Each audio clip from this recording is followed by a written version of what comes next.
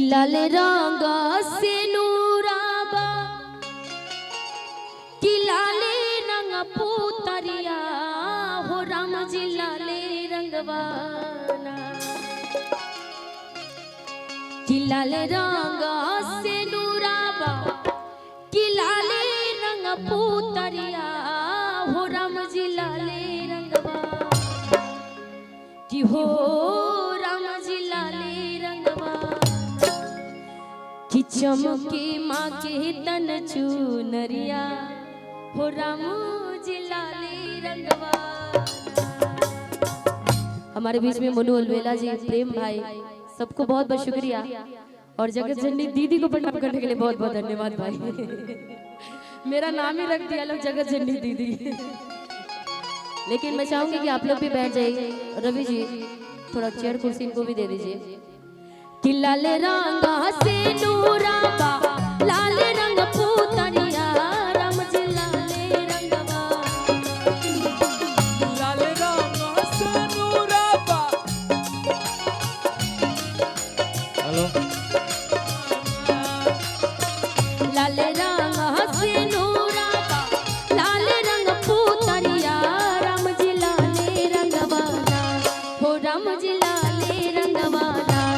चमके माँ के तन चुनरिया हो राम जी लाले रंगवाना कि चमके माँ के तन चुनरिया हो राम जी लाले रंगवाना। लाले रंग से नूराबा लाले रंग पुतरिया राम जी लाले रंगवाना। लाले रंग से नूराबा लाले रंग पुतरिया हो कि लाले रंगवाना। लाले रंग से नूराबा लाले रंग पुतरिया राम जी लाले रंगवाना हो राम जी लाले रंगवाना कि चमके माँ के तन चुनरिया हो राम जी लाले रंगवाना। चमके माँ के तन हो बोलिए चुनरिया सच्चे हो दरबार कि की। लाले रंगवाना।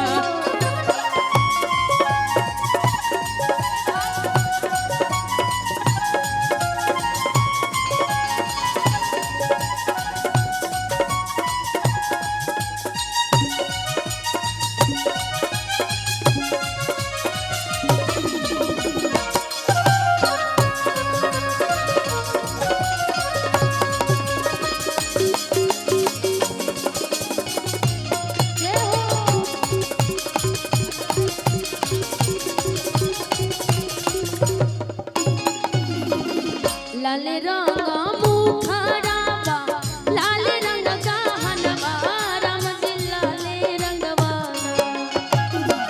लाले रंग मुखराबा लाले रंग गहनवा हो कि लाले रंगवाना।